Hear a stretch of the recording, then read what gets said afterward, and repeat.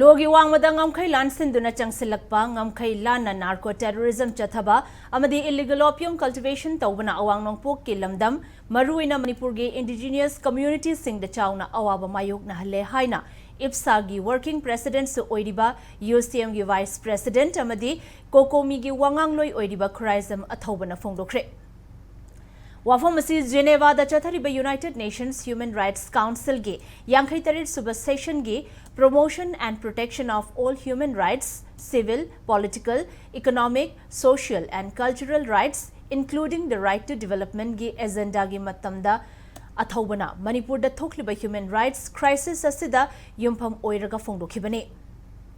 Mifamada Manipur da lam ekar lak ama listing kun pak chawbada illegal opium thariba arms group masing hengalakpa arms group singna irang asida mai hapa drug abuse samadi extremism na mafam asigi miyoi kayagi hingbagi hak manghalakliba kayabo Athoubana pukhatki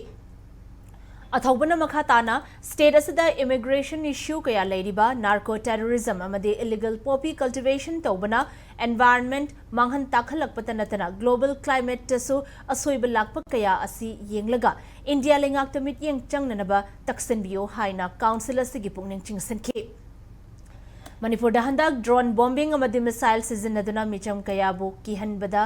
immigration singi khut yawi ngasi mifam asida phongdok liba wafam asi council asida khanaduna malem gi mityeng changbirakani haibagi thajaba lei haina Athoubana mifam adada thamki We are witnessing the rise of a new golden triangle in northeast India. Armed groups protect these activities, fueling violence, drug abuse and extremism. Furthermore, the ongoing violent crisis in Manipur exacerbates local tensions as highlighted in Unhrc, with armed groups exploiting this instability to seize control of resources and territories. We urge the 57th session to pursue the Government of India to prioritize the issue of unchecked immigrations in Northeast India and its impacts on indigenous people's rights. Recognize and response to the narco-terrorism crisis affecting the Manipur region of India as highlighted in recent UN Odyssey and UNHRC reports.